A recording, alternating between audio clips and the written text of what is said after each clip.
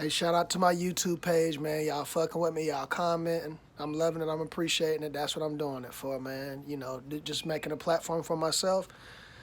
Your life is content, and so, you know, I'm doing what I do. I'm speaking, I'm talking, giving my opinion.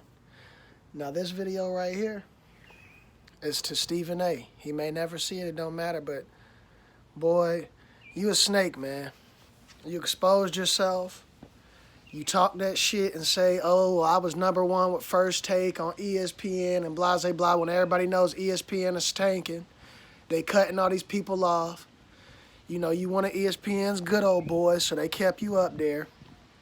You feel like you have a right because you're a journalist and done some of the stuff that you've done as far as college and watching sports. You think you have the right to say that Max Kellerman doesn't know anything about sports and the people ain't listening to him when we watching the show. You're not the only one on the show. I don't believe anybody thinks that the reason why they got Max off the show is because you know what I mean? Like let me scratch that. You said on the Joe Budden podcast that you felt like y'all were tanking as a group, so you wanted to go your way or get him off the show. And you felt like one of the reasons was the people felt like, why should we listen to you when you don't have X, Y, and Z credentials? That's bullshit, man. We up there watching Max and you. You know what I mean?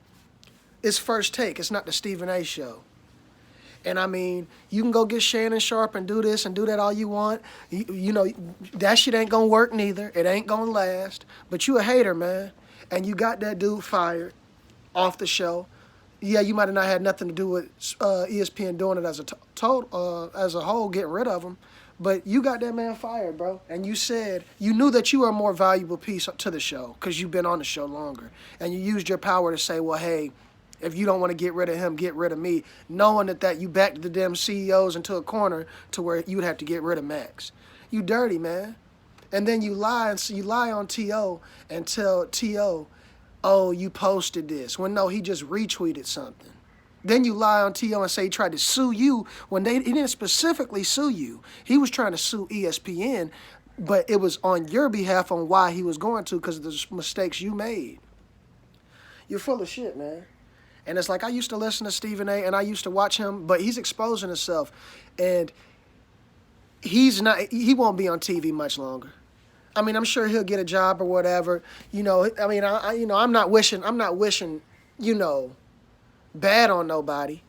But the way he's talking, we were #1 for 12 years and this and this and this. Okay, well, if y'all #1 for 12 years, how's Max a problem? How's Skip a problem? You're the only outlier in this. You're the only person that's doing the complaining and getting rid of people. But then at the same time, you want to say, oh, we doing #1. But really, it's a Batman and Robin thing. It takes two to tango. You up there with other people, too. It's not just about you while y'all are #1. And at the end of the day, ESPN as a station as a whole has been tanking. Why do you think that there's been these layoffs? You could say, oh, well, you bring money to the actual station, blah, blah, blah. Whatever, man.